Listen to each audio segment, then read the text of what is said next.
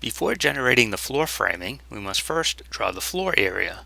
Before drawing the floor area, we have to switch to the Floor Drawing Model Pair.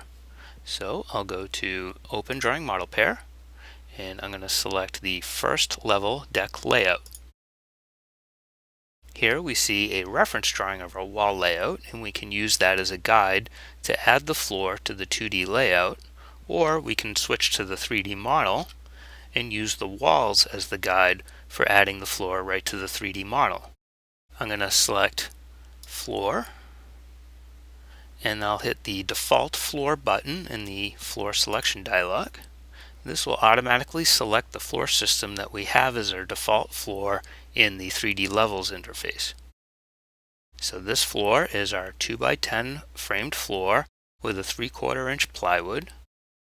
I'll click OK, and I'm going to switch to the Add Using Walls method, and then I'm going to click on one of these exterior walls. I'll get a green line across the bottom of that wall, and you'll see down in the bottom center of the window it says Line Exterior Offset 0. That means that the floor is going to go to the exterior framing line of the selected wall with an offset of 0, or flush to that line. You can change the line if you want by selecting Reference Line, and then you can pick a different line from that wall.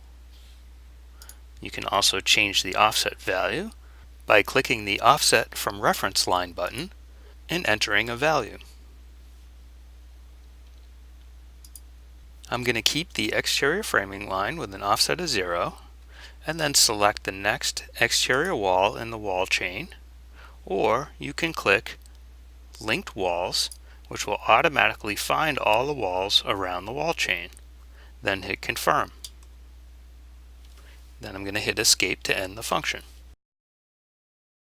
I'm going to switch back to the 2D layout,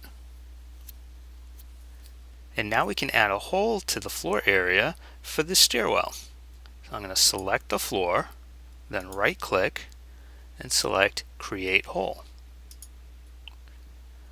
I'm going to snap to the points on the reference drawing to locate the two opposite corners of the hole. Since this is a rectangular hole, I just need to click those two opposite corners and click Confirm. If you have a more complicated shape, you can click on as many corner points as needed to create the shape that you need.